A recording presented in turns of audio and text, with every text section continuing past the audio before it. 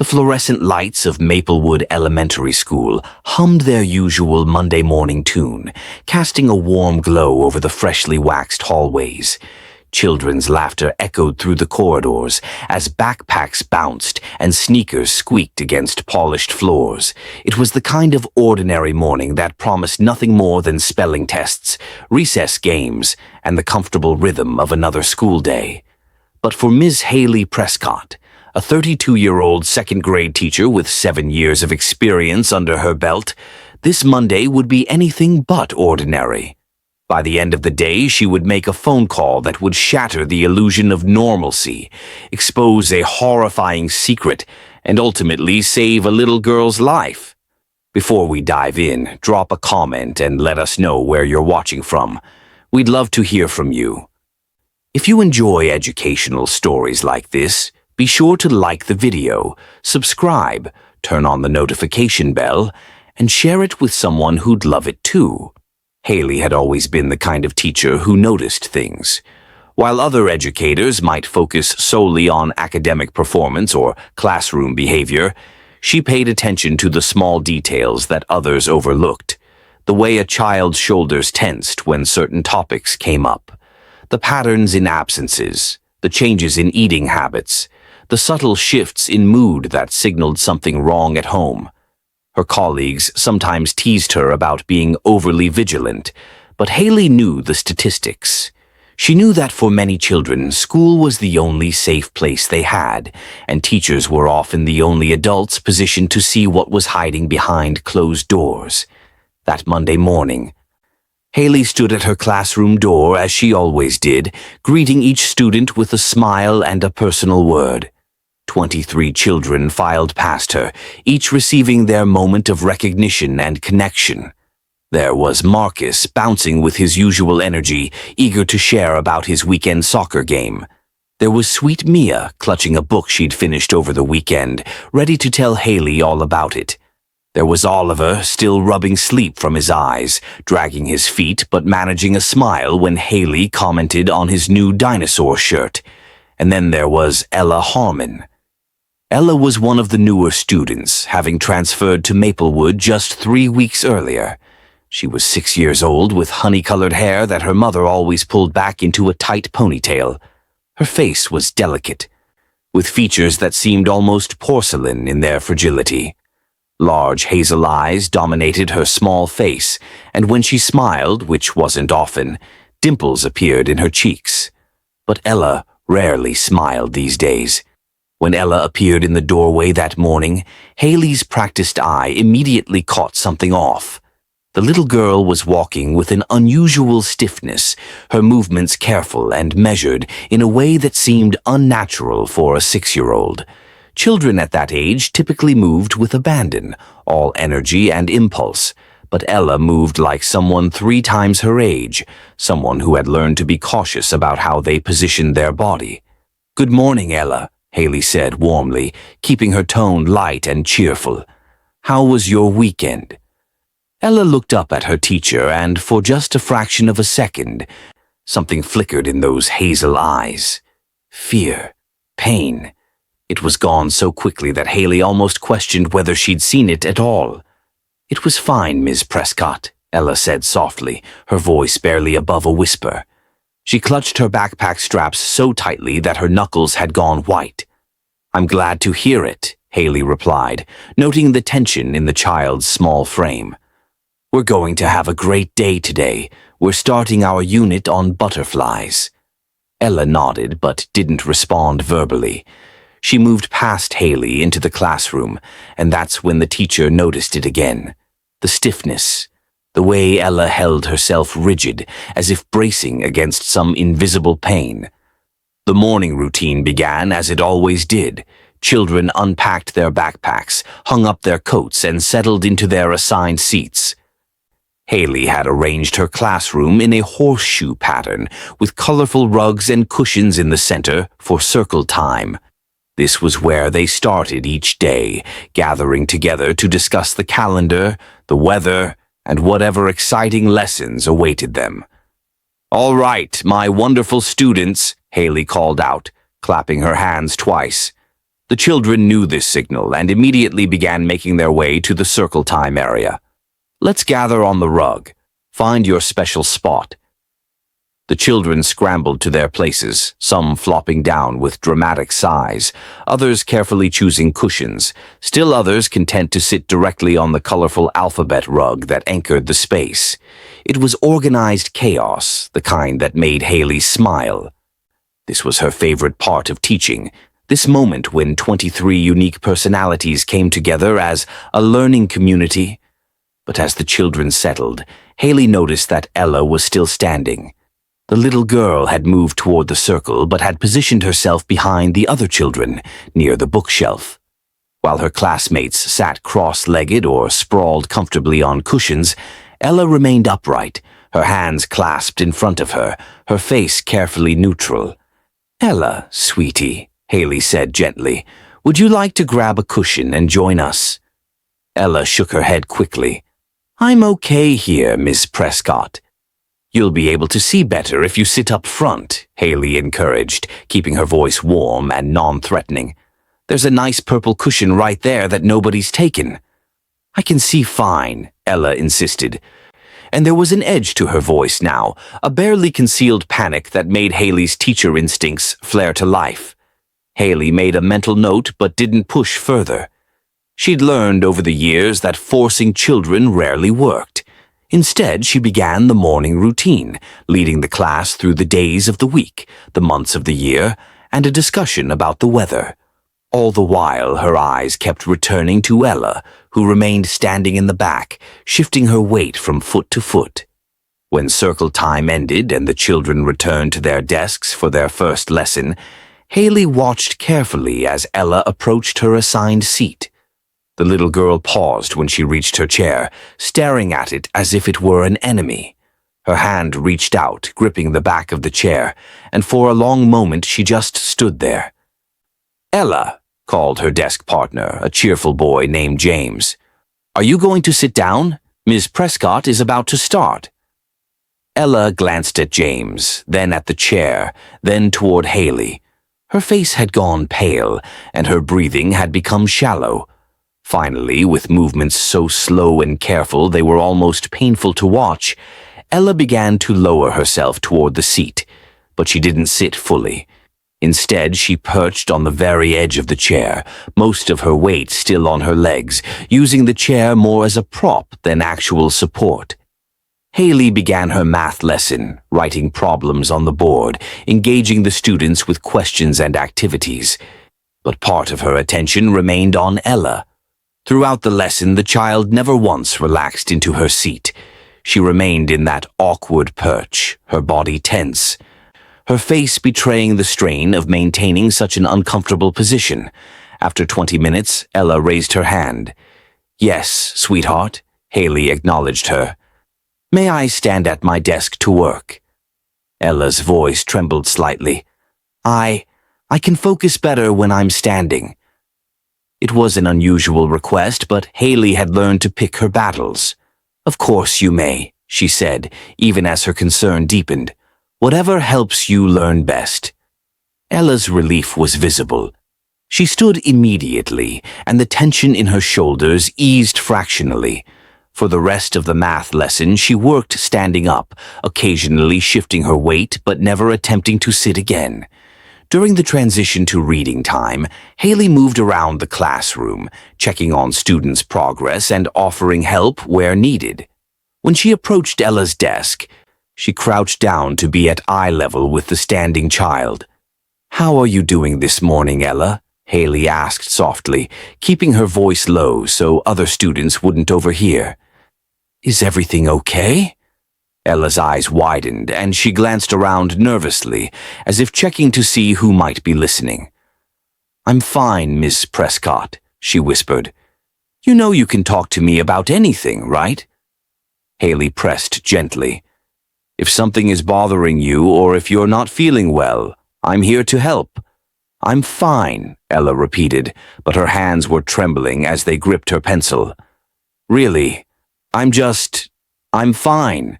Haley wanted to push further, but something in the child's expression stopped her.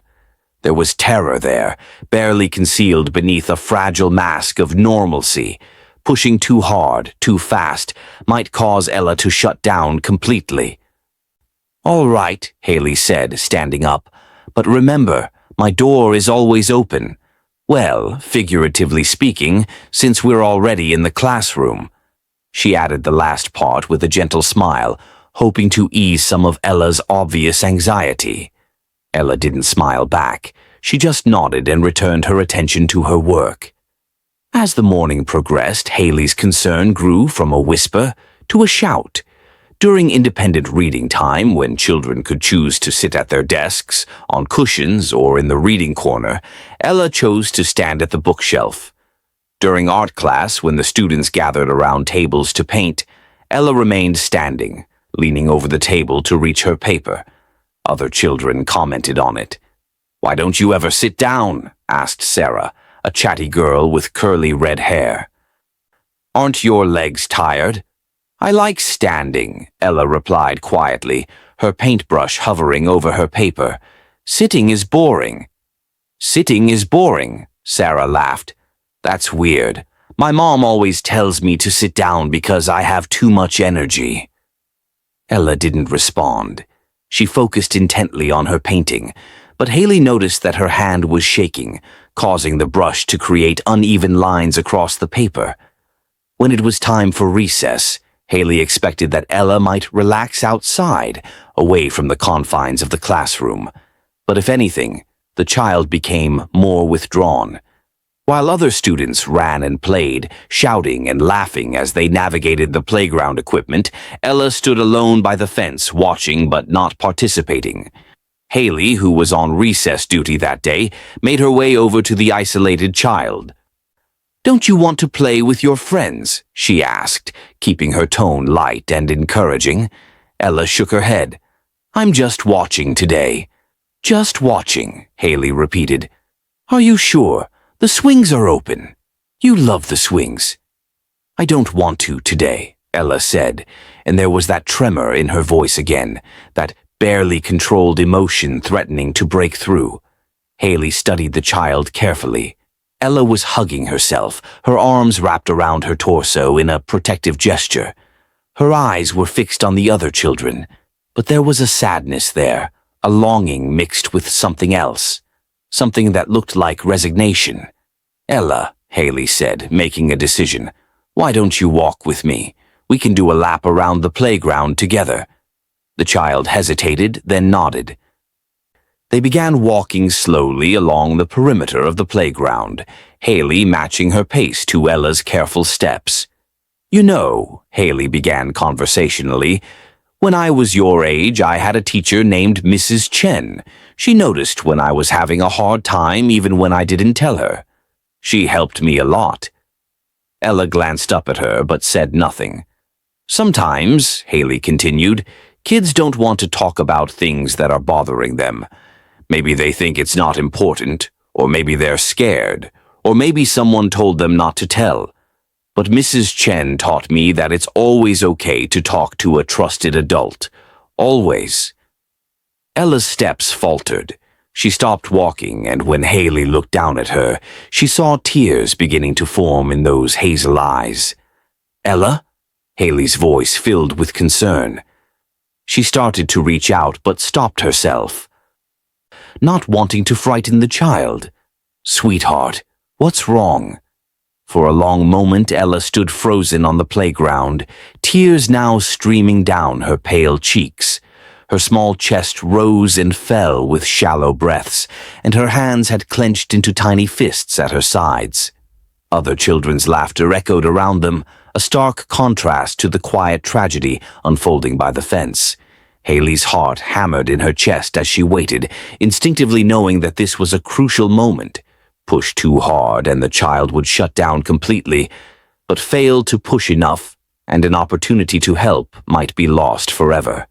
"I can't," Ella finally whispered, so quietly that Haley had to lean closer to hear her. "I can't tell. I'm not supposed to." Those 4 words sent a chill down Haley's spine. Years of training and experience had taught her that when a child said they weren't supposed to tell something, it often meant that something very wrong was happening.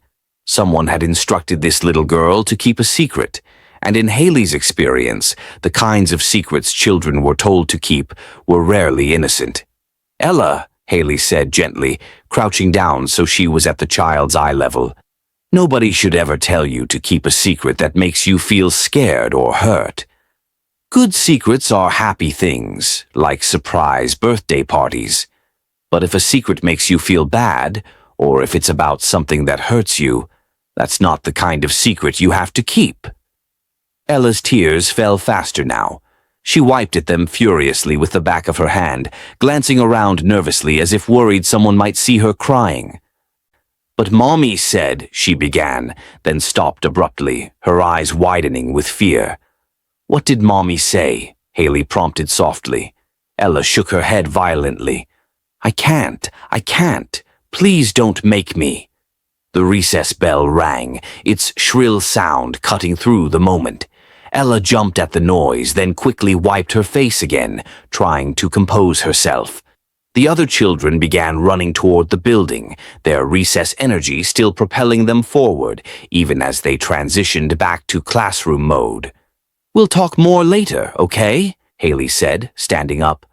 "But Ella, I want you to know that you're safe here. Whatever is going on, we can help. You don't have to handle anything alone." Ella nodded, but wouldn't meet Haley's eyes.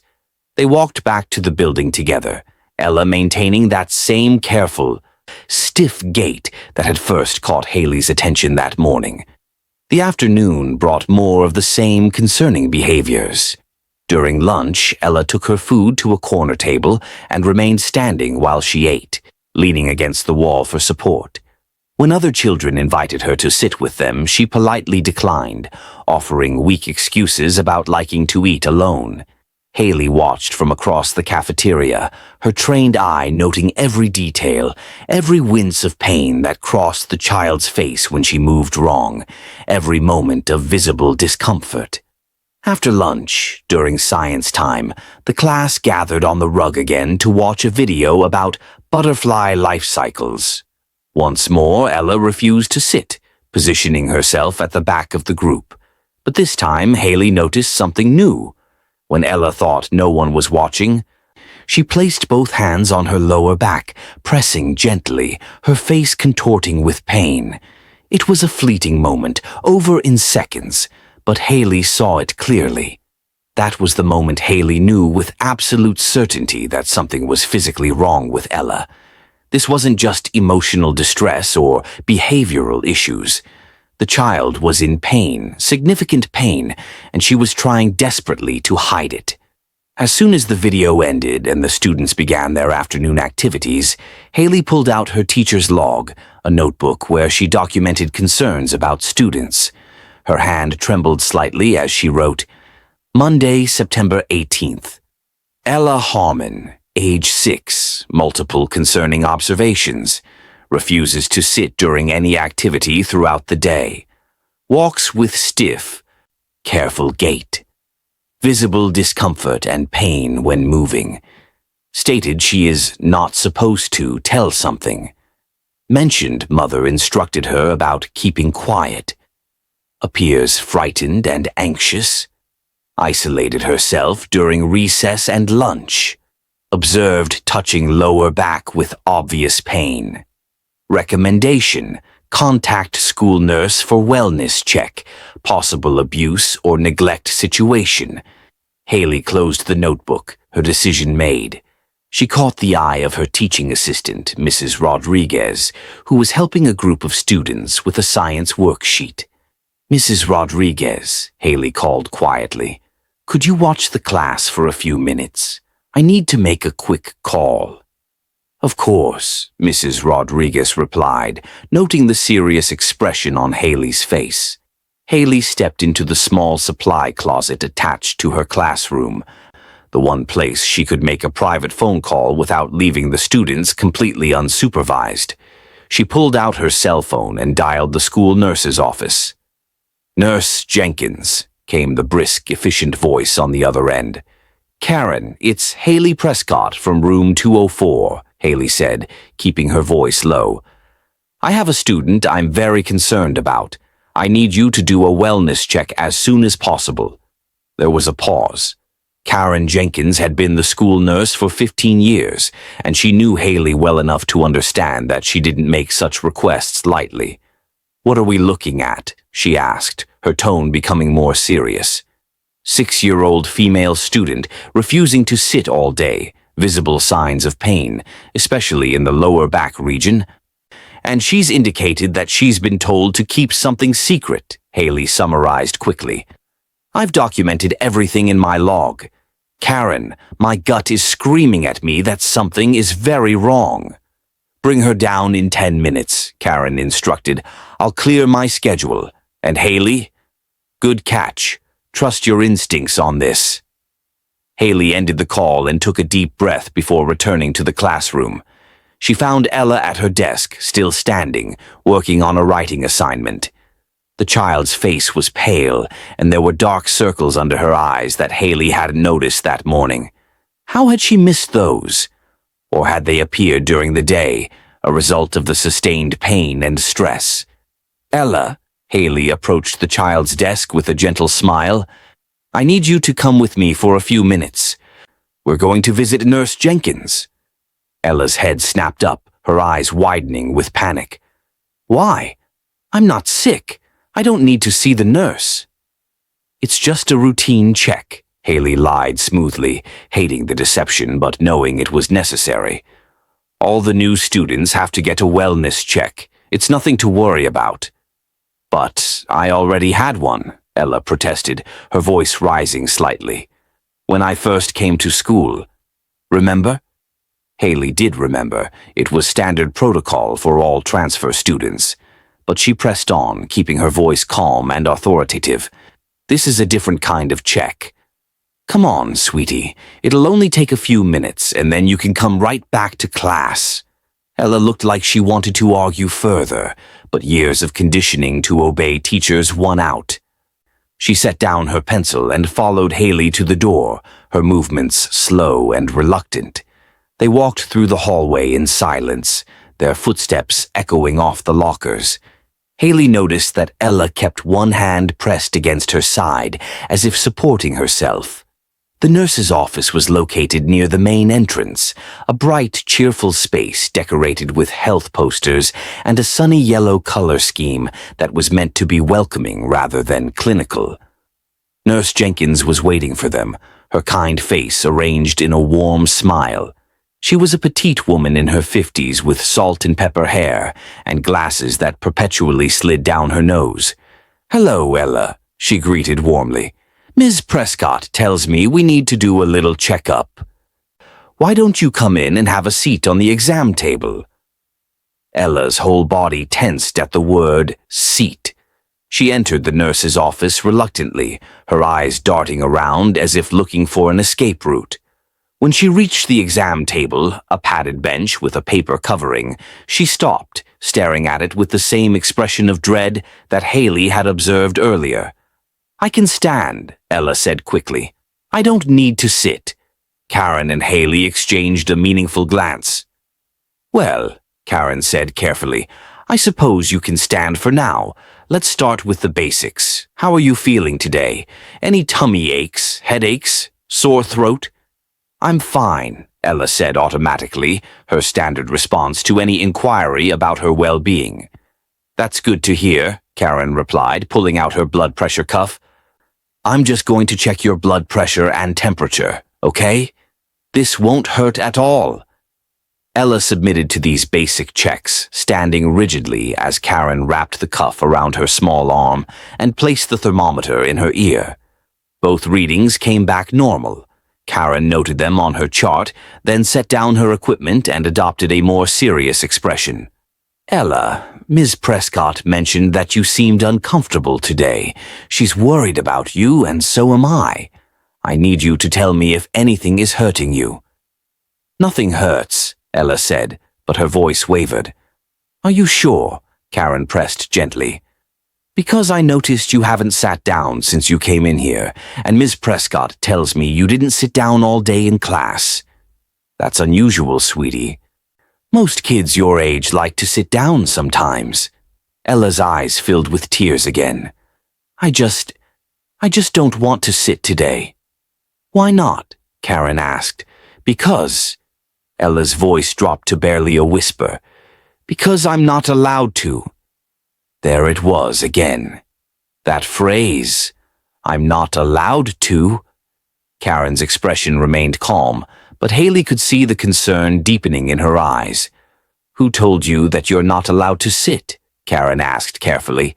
Ella shook her head, pressing her lips together tightly, as if physically preventing the words from escaping. Ella, Karen said, her voice taking on a firmer tone while remaining kind. I'm a nurse.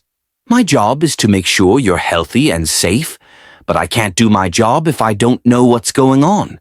I need you to trust me. Can you do that? Ella looked at Haley, then at Karen, then down at her feet. For a long moment, the only sound in the office was the ticking of the clock on the wall. Then, so quietly they almost missed it, Ella whispered, It hurts to sit. What hurts? Karen asked immediately. Your bottom, your legs, your back? Ella nodded at the word back, and fresh tears spilled down her cheeks. Can you show me where it hurts? Karen moved closer, her voice gentle but insistent. Ella raised one trembling hand and reached behind herself, gesturing vaguely toward her lower back and upper thighs. Here, she whispered, and here. I see, Karen said, her professional mask firmly in place, though Haley could see the muscle ticking in her jaw. Ella, I need to look at your back to see why it hurts. Is that okay? No. Ella's response was immediate and panicked. She backed away from Karen, her eyes wild with fear. No, you can't look. Nobody can look. If you look, something bad will happen. Haley stepped forward, kneeling down in front of the frightened child. Ella, honey, nothing bad is going to happen. We're here to help you. But we can't help if we don't know what's wrong. You don't understand, Ella sobbed, her small body shaking. Mommy said if anyone sees, she'll get in trouble. She said I have to hide it. She said I have to be good and not tell anyone and not show anyone and not sit down so it doesn't hurt more. The words tumbled out in a rush, and when Ella realized what she'd said, her hand flew to her mouth, her eyes widening in horror. I wasn't supposed to tell, she gasped. I wasn't supposed to tell. Karen and Haley looked at each other, and in that moment, a silent understanding passed between them. This was serious. This was very serious. Whatever was happening to Ella went beyond a simple accident or minor injury. The child's mother had deliberately instructed her to hide an injury, had warned her about the consequences of telling. Ella, Karen said firmly but kindly, you did the right thing by telling us. Your mommy was wrong to make you keep this secret. When someone is hurt, especially a child, adults are supposed to help, not make them hide it. You are not in trouble. Your teacher is not in trouble. The only people who might be in trouble are the people who hurt you. Do you understand? Ella was crying too hard to respond verbally, but she nodded. I need to look at your back, Karen continued. I know you're scared, but it's important. Ms. Prescott will stay right here with you, and I promise I'll be gentle. Can you be brave for me? Ella looked at Haley, searching the teacher's face for reassurance. Haley took the child's small hand in hers. I'm right here, she said softly. I'm not going anywhere. You're safe now. After what felt like an eternity, Ella gave a tiny nod of consent. Good girl, Karen praised. Now, I'm going to need you to lift up your shirt just a little bit, okay? Just enough so I can see your back. Ella's hands shook as she reached for the hem of her pink shirt. The movement was slow, reluctant, as if every fiber of her being resisted this exposure. Haley squeezed her hand encouragingly, and Karen positioned herself to get a clear view. What they saw made both adults inhale sharply. Ella's lower back was covered in bruises, deep purple and blue marks that spread across her pale skin like a grotesque painting. Some were clearly older, having faded to a yellowish green, while others were fresh, dark, and angry-looking. The bruising extended from just below her shoulder blades down to her upper thighs, disappearing beneath the waistband of her pants. But it was the shapes of the bruises that made Haley's blood run cold.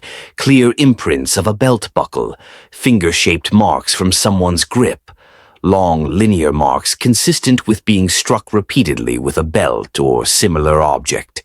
This wasn't the result of a fall or an accident. This was systematic, deliberate abuse. Karen's professional composure cracked for just a moment. Her hand went to her mouth, and her eyes filled with tears that she quickly blinked away. She had seen many things in her 15 years as a school nurse, but this level of abuse on a child so young struck her to her core. "Oh, sweetheart," Karen breathed, her voice breaking slightly. "How long has this been hurting?" Ella dropped her shirt immediately, as if she could undo the revealing by covering up again. "I don't know," she whimpered. "A long time?" Haley felt her own tears threatening to fall, but she forced them back. She needed to be strong for Ella right now. The child didn't need to see the adults around her falling apart. She needed to see strength and certainty and the promise that things would get better. Karen moved quickly into professional mode, her training overriding her emotional response. She pulled out her phone and snapped several photographs of Ella's injuries, narrating what she was documenting. Multiple contusions in various stages of healing, consistent with repeated trauma. Pattern markings suggest belt strikes and manual gripping, extensive bruising covering approximately 60% of lower back and upper gluteal region. Ella stood frozen, her shirt pulled down, her arms wrapped around herself in a protective gesture that broke Haley's heart. The child had finally revealed her secret, and now adults were responding with cameras and clinical language and serious expressions that probably frightened her even more. "Ella," Haley said, drawing the child's attention back to her, "you were so brave to show us. I know that was scary, but you did exactly the right thing." "Am I in trouble?" Ella asked in a small voice. "No, honey, you are not in trouble," Haley assured her. "But we need to make sure you're safe and that no one hurts you like this again." Karen had moved to her desk and was pulling out paperwork, the mandatory reporting forms that all school officials were required to file when abuse was suspected. Her fingers moved rapidly across the keyboard as she began documenting everything, filling in the required fields, checking the appropriate boxes. Child Protective Services would need to be contacted immediately. The police would need to be called. The wheels of intervention were beginning to turn, and there would be no stopping them now. "Ella," Karen said, rejoining them, "I need to ask you some questions, and I need you to answer as honestly as you can, okay? Can you tell me who hurt your back?" Ella's eyes darted to the door, as if considering making a run for it. When she spoke, her voice was so quiet they could barely hear her. "Mommy said it's a secret." "I know Mommy said that," Karen replied patiently. "But remember what I told you. When someone is hurt, it's not the kind of secret we keep. Who hurt you, Ella?" Ella's face crumpled and she began crying again, deep sobs that shook her small frame. "I can't tell, I can't. Something bad will happen." "What bad thing do you think will happen?" Haley asked gently. "He'll get mad," Ella whispered between sobs. "He gets really, really mad when things don't go right. Mommy says we have to be quiet and good and not make him mad." "Who is he, Ella?" Karen pressed. But Ella had shut down. She shook her head violently, her hands covering her ears as if she could block out their questions. "No more, please. No more questions." Karen looked at Haley and gave a slight nod toward the door. They needed to talk privately. and they needed to make some calls. "Ella," Karen said, "I need you to sit here with Ms. Prescott for just a minute while I make a very important phone call. Can you do that?" "I don't want to sit," Ella said automatically. "You can stand," Karen amended. "Ms. Prescott will stay with you." Karen stepped into the small adjoining office, closing the door behind her. Haley could hear her speaking in low, urgent tones, though she couldn't make out the words. She kept her attention on Ella, who stood in the middle of the nurse's office, looking lost and terrified. "Come here, sweetie," Haley said, opening her arms. Ella hesitated for only a moment before rushing into the embrace, burying her face in Haley's shoulder. The teacher held her gently, careful not to touch her injured back, letting the child cry out some of her fear and pain. "I'm scared," Ella whispered against Haley's shirt. "I know you are," Haley replied honestly. "But you know what? Being scared is okay, and you're not alone anymore. There are people who are going to help make sure you're safe." "But your mommy was wrong to make you keep this secret," Haley said firmly but gently. "Adults are supposed to protect children, not hurt them. What happened to your back? That was wrong, Ella. Nobody should ever hurt you like that." Through the door, they could hear Karen's voice rising slightly. "Yes, I understand protocol, but this is urgent. The injuries are severe, and the child has indicated there's someone in the home who poses a threat. We need someone here immediately." A few minutes later, Karen emerged from the office, her face set in grim determination. "Ella, I've called some people who are going to help us. A police officer and someone from Child Protective Services are going to come to the school to talk with you. They're very nice, and their job is to keep kids safe." Ella's eyes went wide with panic. "The police? No, you can't call the police. He'll know, I told." "Who is he, Ella?" Karen tried again. "Who are you afraid of?" But Ella was beyond words now. She was hyperventilating, her breath coming in short, sharp gasps.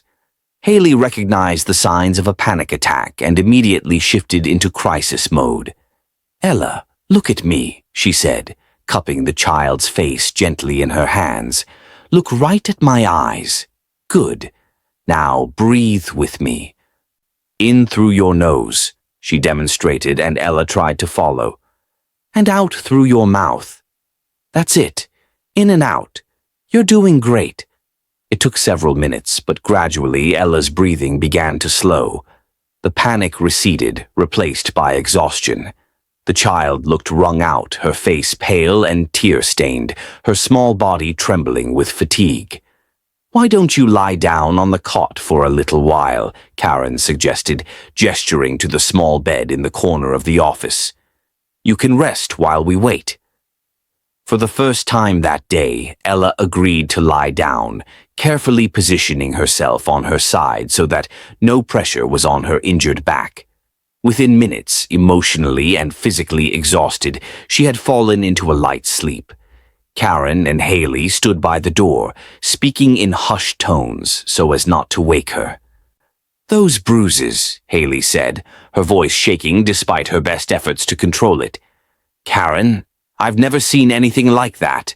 Not on a child." "They're consistent with severe, repeated physical abuse," Karen finished grimly. "Multiple instances of striking with an object, probably a belt based on the pattern marks. The different stages of healing suggest this has been ongoing for weeks, maybe months. And she keeps mentioning a he," Haley added, glancing back at the sleeping child.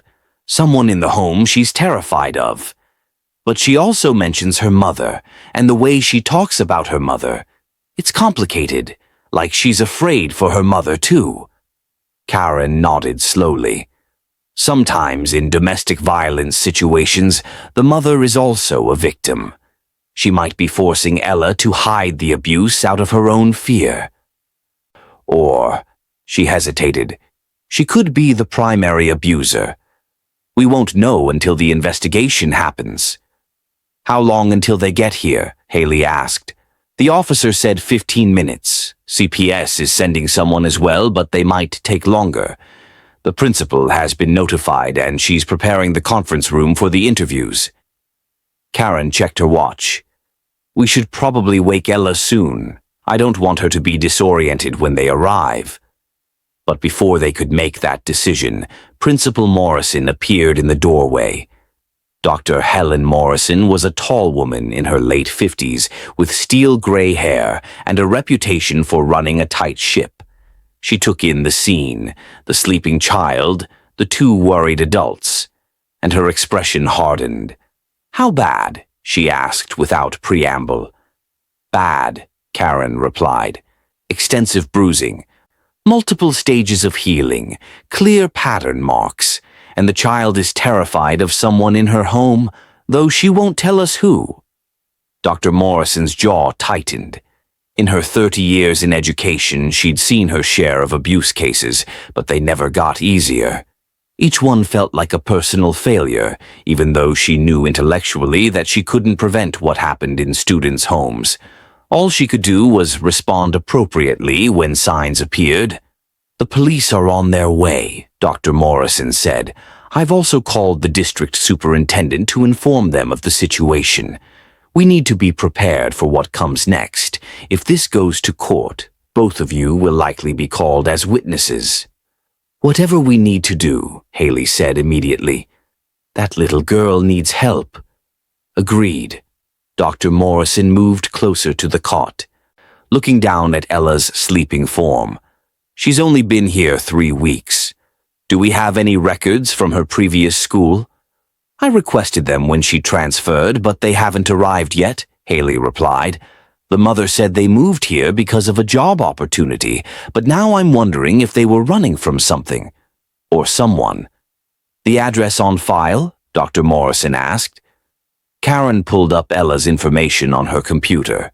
784 Maple Grove Apartments, Unit 12B. Mother is listed as Vera Harmon, no father listed.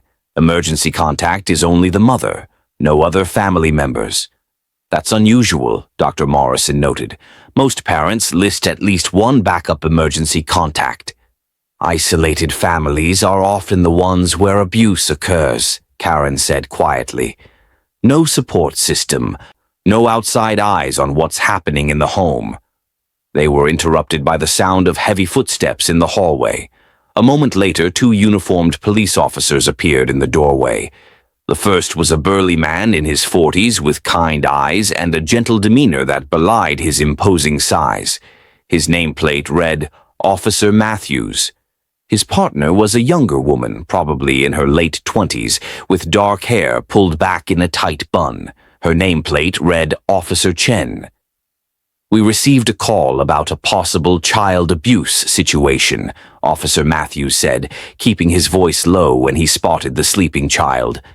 Dr. Morrison stepped forward, extending her hand. "I'm Principal Morrison. This is our school nurse, Karen Jenkins, and the child's teacher, Haley Prescott. The student is Ella Harmon, age 6. Officer Chen was already pulling out a notebook. "Can you walk us through what's been observed?" Haley launched into a detailed account of the day, from Ella's refusal to sit that morning through the revelation in the nurse's office. She referenced her teacher's log, reading from her notes to ensure accuracy. Karen added her observations and showed the officers the photographs she'd taken of Ella's injuries. Officer Matthews's expression grew darker as the story unfolded. "And the child mentioned someone she's afraid of, a he, but wouldn't identify who." "That's correct," Karen confirmed. "She also mentioned her mother instructing her to hide the injuries and keep them secret. She seems terrified of the consequences if anyone found out." "We'll need to speak with the child," Officer Chen said. "And we'll need to visit the home address to interview the mother."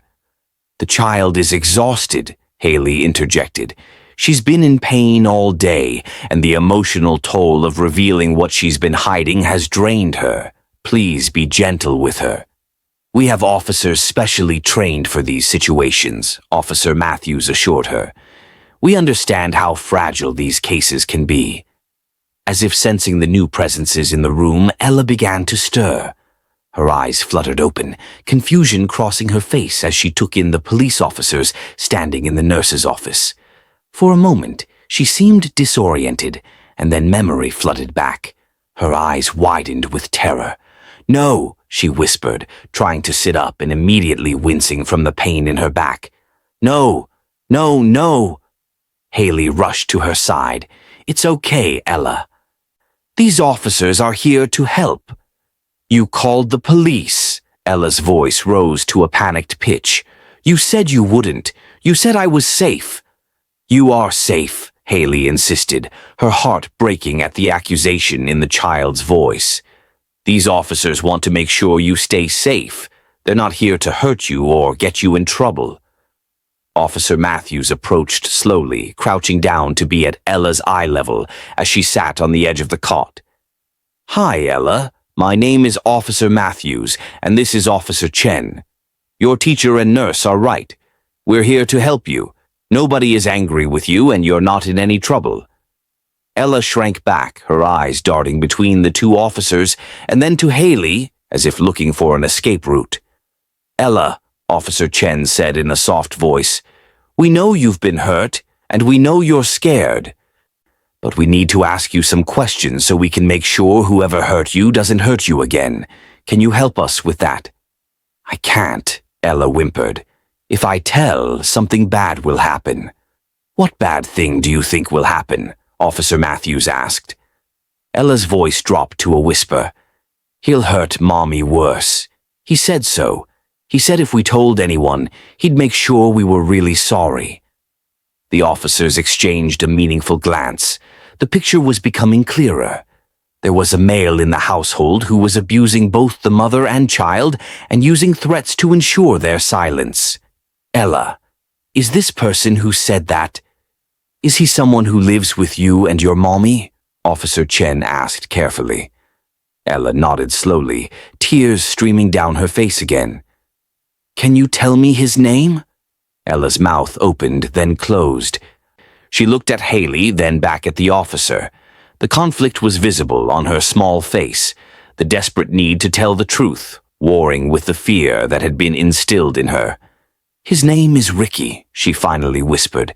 "Ricky Cole. He's Mommy's boyfriend." Officer Chen was writing quickly in her notebook. "How long has Ricky lived with you and your mommy?" "A long time," Ella said. "Since before we moved here. He came with us." "And Ricky is the one who hurt your back?" Officer Matthews asked gently. Ella nodded, fresh sobs breaking through. "He gets so angry. Mommy tries to make him stop, but then he hurts her too. She has bruises on her arms and her face. She covers them with makeup, but I can still see them." The full picture was emerging now, and it was worse than they'd initially thought. This wasn't just child abuse. It was a domestic violence situation where both mother and child were victims of an abusive partner. The mother's instructions to Ella to hide the injuries weren't coming from a place of complicity, but from terror. "Ella, when did Ricky hurt your back?" Officer Chen continued her questioning. "Saturday night," Ella answered, her voice small. "He was drinking and I spilled juice on the floor. He got really mad. He took off his belt and—" She couldn't finish, dissolving into tears again. Haley sat down beside her on the cot, wrapping an arm around the child's shoulders while carefully avoiding her injured back. "You're being so brave," she murmured. So brave." "Saturday night," Officer Matthews repeated, his face grim. "That's 3 days ago. Has he hurt you since then?" Ella shook her head. "No. But he hurt Mommy yesterday. I heard her crying in their bedroom." "Does Ricky hurt you often?" Officer Chen asked. "Sometimes," Ella admitted. "When he's mad, or when he's been drinking, or when I'm too loud or mess things up, or when Mommy doesn't do what he wants fast enough." Officer Matthews stood up, his hand moving to his radio. "We need to get to that apartment," he said quietly to Officer Chen. "If the mother is still there with this Ricky Cole, she could be in danger." "We should call for backup," Officer Chen agreed. If he's violent and potentially intoxicated, we don't want to go in there with just the two of us." While the officers stepped out to coordinate with their dispatch, a new person arrived at the nurse's office, a woman in her 40s carrying a briefcase and wearing an ID badge that identified her as Sarah Mitchell from Child Protective Services. She had short auburn hair and an air of professional competence, tempered with genuine compassion. "I'm Sarah Mitchell, the CPS caseworker assigned to this case," she introduced herself to the group. "I apologize for the delay. I was in another county and got here as quickly as I could." Dr. Morrison quickly brought her up to speed on the situation, while Ella clung to Haley, overwhelmed by the number of adults now involved in her situation. Sarah approached Ella with a warm smile. "Hi, Ella. I know you've talked to a lot of people today and answered a lot of questions. I'm here to make sure you're taken care of and that we find a safe place for you to stay while we figure everything out." "Can't I go home?" Ella asked, though her voice lacked conviction, as if she already knew the answer. "Not right now, sweetheart," Sarah said gently. "Your home isn't safe with Ricky there. But we're going to find you somewhere comfortable and nice to stay, with people who will take good care of you." "What about Mommy?" Ella's voice cracked. "Is Mommy coming with me?" Sarah exchanged glances with the officers who had returned to the room. "We're going to check on your Mommy right now," Officer Matthews assured her. "We're going to make sure she's safe too." "We need to move quickly," Officer Chen said to Sarah. "If the boyfriend finds out we've been contacted, he might flee or escalate the violence." "Agreed," Sarah replied. "Ella, I'm going to stay here with you while the officers go check on your Mommy. Is that okay?" Ella nodded reluctantly, though her grip on Haley's arm tightened. "Ms. Prescott," Dr. Morrison said, "you should return to your classroom. Mrs. Rodriguez has been covering for quite a while now." But Ella's reaction was immediate and visceral. "No, don't leave. Ms. Prescott, please don't leave me." Haley looked helplessly at her principal, torn between her professional responsibilities and the terrified child clinging to her. Dr. Morrison's expression softened. "Stay," she said simply. "Your students will be fine with Mrs. Rodriguez. This child needs you more right now." The officers prepared to leave, their radios crackling with coordinated plans for approaching the Harmon apartment. Before they left, Officer Matthews crouched down one more time to speak to Ella. "Ella, you did the right thing by telling us about Ricky," he said seriously. "I know you were scared, and I know you still are. But because you were brave enough to tell the truth, we can help your Mommy now. We're going to make sure Ricky doesn't hurt either of you anymore." "Promise?" Ella asked in a small voice. "I promise," Officer Matthews replied, and the sincerity in his voice was unmistakable. After the officers left, an uneasy quiet settled over the nurse's office. Sarah Mitchell set up her laptop on Karen's desk and began filling out paperwork while making phone calls to arrange emergency foster placement for Ella. Dr. Morrison returned to her office to handle the administrative fallout and field calls from concerned parents who had heard that police were at the school. Karen busied herself organizing medical supplies, though it was clear she was just keeping her hands occupied while her mind worried about what the officers might find at the Harmon apartment. Haley remained with Ella, who refused to let go of her teacher's hand. They sat together on the cot, Haley telling quiet stories about butterflies, the lesson they'd been supposed to cover that day, while Ella listened with half her attention, the other half clearly focused on the door, waiting for news about her mother. 20 minutes passed, then 30. The afternoon sun streaming through the windows began to take on the golden quality of late day. In a normal world, school would be ending soon. Children would be packing up their backpacks and rushing to buses or waiting for parents.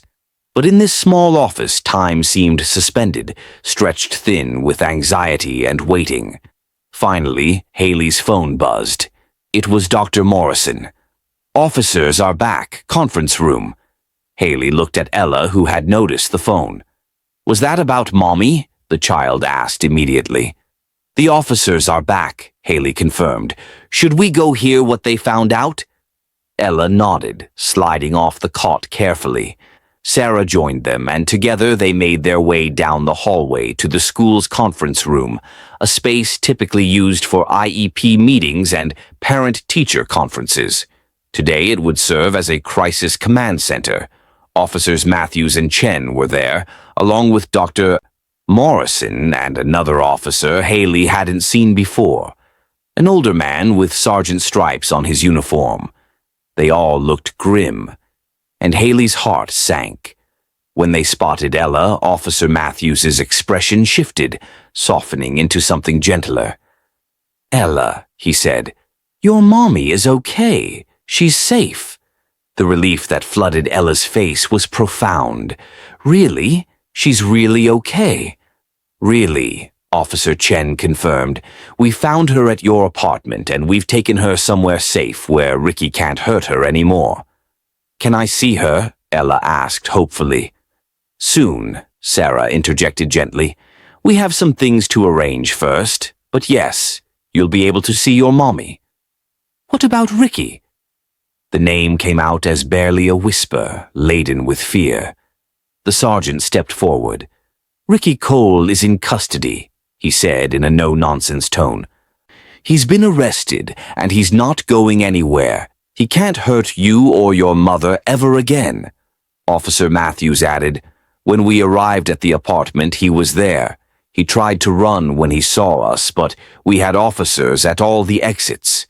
He's facing multiple charges: assault, child abuse, domestic violence, terroristic threats. He's going to prison for a long time, Ella." "But what if he gets out?" Ella's voice trembled. "What if he finds us?" "That's not going to happen," the sergeant assured her.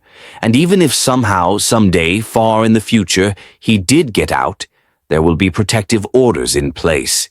He won't be allowed anywhere near you or your mother." Sarah placed a gentle hand on Ella's shoulder. "And we're going to make sure you and your mommy have support and resources. There are programs that help families who've been through what you've been through." Officer Chen pulled up a chair and sat down so she was at Ella's level. "Ella, I need to tell you something about your mommy. When we got to your apartment, she was very upset. Not at us, and not at you. She was upset at herself." "Why?" Ella asked, confused. "Because she felt like she failed to protect you," Officer Chen explained. "She told us that she'd been so scared of Ricky that she made choices she regretted. She made you hide your injuries because she was afraid of what Ricky would do if anyone found out. But she wants you to know something very important. None of this is your fault. Not one bit of it." Tears were streaming down Ella's face again, but these seemed different. Not tears of fear, but of relief, mixed with sadness. "Is Mommy in trouble? Did you arrest her too?" "No, honey," Officer Matthews said gently. "Your mommy is a victim just like you are. She's not being arrested. She's getting help." "Your mother has some injuries too," Officer Chen continued carefully. "Nothing life-threatening, but she's being checked out at the hospital right now. She asked us to tell you that she loves you very much, and that she's so sorry she didn't protect you better." "I want to see her," Ella said, her voice breaking. "Please, I want to see my mommy." Sarah crouched down in front of her. "And you will, I promise. But first, we need to get you checked out by a doctor too. You have some serious injuries that need proper medical attention. Once you've been examined and treated, we'll arrange for you to see your mother. Okay?" Ella nodded, though she looked scared again. "Will the doctor's office hurt?" "They'll be very gentle," Karen assured her, speaking up for the first time. "And they'll probably give you some medicine to help with the pain in your back." "Miss Prescott," Ella turned to her teacher, "will you come with me? To the doctor?" Haley looked at Dr. Morrison, who nodded. "Of course I will," Haley said, squeezing Ella's hand. "I'll stay with you as long as you need me." The next few hours passed in a blur. Ella was transported to County Hospital's pediatric unit, where a team of doctors and nurses who specialized in child abuse cases performed a thorough examination. Haley stayed in the room throughout, holding Ella's hand and providing comfort, while the medical team documented every injury, took X-rays to check for fractures, and provided pain medication that finally gave the child some relief. The doctors confirmed what Karen had suspected: multiple contusions in various stages of healing, some dating back several weeks. The belt marks were clear and well documented. There were also older scars on Ella's arms and legs that suggested this had been going on for longer than just a few weeks. Fortunately, there were no broken bones, no internal injuries, nothing that wouldn't heal with time and proper care. While Ella was being examined, Officer Chen interviewed her more thoroughly, documenting everything for the criminal case against Ricky Cole. Ella, perhaps emboldened by the knowledge that Ricky was in jail and couldn't hurt her anymore, opened up more than she had before. She described multiple instances of abuse, times when Ricky had hit her, pushed her, grabbed her hard enough to leave bruises. She described watching him hit her mother, hearing her mother cry, feeling helpless and terrified. It was heartbreaking testimony that left everyone in the room struggling to maintain their professional composure. By the time the examination was complete and the interviews were finished, it was nearly 8 o'clock in the evening. Ella was exhausted, the pain medication making her drowsy. Sarah had arranged for an emergency foster placement with a family experienced in caring for trauma victims. But she'd also arranged something else: a meeting with Ella's mother. Vera Harmon was in a different wing of the same hospital, being treated for her own injuries. When Sarah, Haley, and Ella arrived at her room, they found a woman who looked remarkably like an older version of Ella, same honey-colored hair, same delicate features, same hazel eyes. But Vera's face was bruised, one eye swollen nearly shut, her lip split. Her arm was in a sling, and there were visible finger-shaped bruises on her neck. When Vera saw Ella, she burst into tears. "Baby," she sobbed, reaching out with her good arm. "My baby girl." Ella rushed to the bedside, and mother and daughter clung to each other, both crying, both saying they were sorry, both asking forgiveness for things they had no control over. "I should have protected you," Vera wept. "I should have been stronger. I should have left him months ago, years ago. I was just so scared, and I thought if I could just keep him calm, if I could just make him happy." "It's not your fault, Mommy," Ella said through her tears. "You were scared too." Haley had to turn away, wiping at her own eyes. Sarah placed a comforting hand on her shoulder. They gave the mother and daughter time together, time to cry and hold each other and begin the long process of healing. The social worker on duty explained to Vera that while she was also a victim, there would still be an investigation into her role in failing to report the abuse of her daughter. However, given the circumstances and her own victimization, the focus would be on providing services and support rather than prosecution. Vera would be moving into a domestic violence shelter once she was released from the hospital. Ella would be in foster care temporarily while Vera received counseling, worked with CPS, and demonstrated that she could provide a safe environment for her daughter. It wasn't ideal. Mother and daughter separated even temporarily was painful, but it was necessary to ensure proper support systems were in place. Before they left the hospital, Vera took Haley's hand. "Thank you," she said, her voice hoarse with emotion. "Thank you for seeing what I was too scared to show anyone. Thank you for saving my daughter." "You don't have to thank me," Haley replied, her own voice thick. "I'm just glad Ella felt safe enough to tell me. She's an incredibly brave little girl." "She is," Vera agreed, looking at her daughter with a mixture of pride and sorrow. "She's braver than I ever was." By the time Haley made it home that night, it was nearly midnight. She was physically and emotionally exhausted, but sleep eluded her. She kept seeing Ella's face, the fear, the pain, the eventual relief. She kept thinking about all the children out there who were hiding similar secrets, who were suffering in silence because they were too scared to tell or didn't have an adult in their lives who noticed the signs. The next morning, Haley returned to school to find that word had spread. Parents and teachers approached her with questions, concerns, and praise for her intervention. Dr. Morrison called an emergency faculty meeting to review the signs of abuse and the protocols for reporting. What Ms. Prescott did yesterday, the principal told the assembled staff, is exactly what we're all trained to do. She noticed concerning behavior, she documented it, she reported it, and she followed through. Because of her diligence and care, a child is safe today. A child who might otherwise have continued to suffer in silence. Over the following weeks, Haley stayed in regular contact with Sarah Mitchell, getting updates on Ella's progress. The little girl was adjusting well to her foster family, attending therapy twice a week, and slowly beginning to heal both physically and emotionally. Vera was making progress too, participating in counseling, attending support groups, and working toward reunification with her daughter. Ricky Cole pleaded guilty to multiple charges rather than face trial, perhaps realizing that with the photographic evidence, medical records, and testimony from both Ella and Vera, he had no chance of acquittal.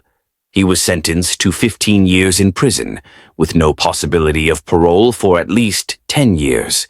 3 months after that fateful Monday, Haley received a package at school. Inside was a drawing, a child's crayon rendering of a woman and a little girl standing under a bright sun, surrounded by butterflies. At the bottom, in careful letters, was written, "Thank you, Miss Prescott. You saved me. Love, Ella." Haley pinned the drawing to her bulletin board, where it remained as a daily reminder of why she'd become a teacher in the first place. It wasn't just about teaching reading and math and science. It was about seeing children, really seeing them, and being willing to act when something wasn't right. She thought about how close she'd come to dismissing her concerns, to convincing herself that Ella was just having an off day or was dealing with something minor. She thought about how easily she could have missed the signs or chosen not to get involved because it was complicated and difficult and emotionally draining. But she hadn't. She'd trusted her instincts, followed her training, and done what needed to be done. And because of that, a little girl was safe. A few weeks later, Haley was invited to the county courthouse for a special ceremony. There, along with Nurse Karen Jenkins and several of the responding officers, she received a Community Service Award for her role in protecting Ella Harmon. As she accepted the plaque, Haley looked out at the audience and saw Vera Harmon sitting in the front row, Ella beside her. The little girl waved enthusiastically, and Haley waved back, her heart full. The district attorney, who presented the awards, took a moment to address everyone gathered. "These individuals represent the best of what it means to be part of a community," he said. "They saw something wrong, and they didn't look away. They didn't tell themselves it wasn't their problem or that someone else would handle it.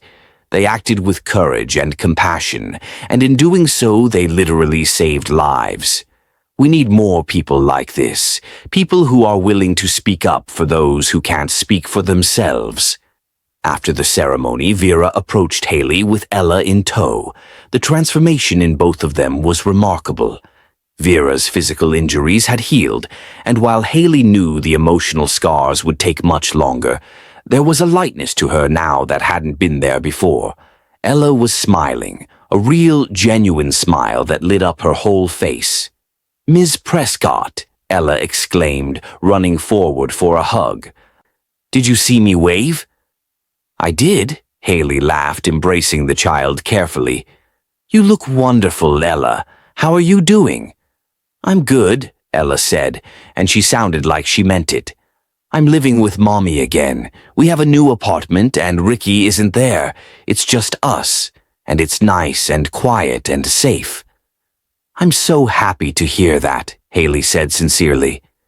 Vera stepped forward, her eyes glistening with tears. Ella goes to a new school now, closer to our apartment. But she talks about you all the time. She says you're the bravest person she knows. I think Ella is the brave one, Haley replied. It takes tremendous courage to tell the truth when you're scared. We're both learning to be brave, Vera said quietly. It's not easy, but we're doing it together. And we wouldn't have this chance if you hadn't paid attention that day.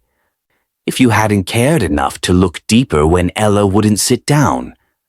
As Haley drove home that evening, she thought about the statistics she'd learned in her training. 1 in 7 children experiences abuse or neglect. For many of them, school is the only place where they interact with mandated reporters, adults who are legally required to report suspected abuse. Teachers, school nurses, counselors, administrators. They're on the front lines, often the only ones positioned to see what's hiding behind closed doors. But it's not just about being a mandated reporter. It's about being present, about paying attention, about trusting your instincts when something feels off. It's about being willing to have difficult conversations and make hard phone calls. It's about putting children's safety above your own comfort or convenience. Ella's story had a happy ending, but Haley knew that not all stories did. Some children fell through the cracks, some signs were missed, some adults chose not to get involved, but each person who did choose to act, who did choose to speak up, had the potential to change a life forever. If you're watching this and you work with children in any capacity, as a teacher, coach, counselor, daycare provider, or even as a family member or neighbor, please remember Ella's story. Pay attention to the children in your life. Notice when something seems off. Trust your instincts. And if you suspect abuse, report it. You might save a life. The signs of child abuse can include unexplained injuries, especially in various stages of healing. Behavioral changes like withdrawal or fear of certain people. Reluctance to go home. Wearing inappropriate clothing to cover injuries, poor hygiene or signs of neglect, age-inappropriate sexual knowledge or behavior, and changes in school performance or attendance patterns. If you see something, say something. In the United States, you can call the Child Help National Child Abuse Hotline at 1-800-422-4453. It's available 24 hours a day, 7 days a week, and you can remain anonymous. If you're in another country, search for your local child protection services. Ella couldn't sit down that Monday morning because her back was covered in bruises from abuse, but she could stand up, literally and figuratively, because one teacher noticed and cared enough to act. Be that person for the children in your life. Be the one who notices. Be the one who acts. Be the one who saves a life. If this story moved you, please take a moment to like this video and subscribe to our channel. We share educational stories like this one because awareness saves lives. Share this video with someone who works with children or who might need to hear Ella's story. Leave a comment below letting us know your thoughts. We read every single one. And most importantly, be vigilant. The next child who needs help might be right in front of you, if only you're willing to see them. Thank you for watching, and remember, one attentive adult can change a child's life forever. Will you be that adult?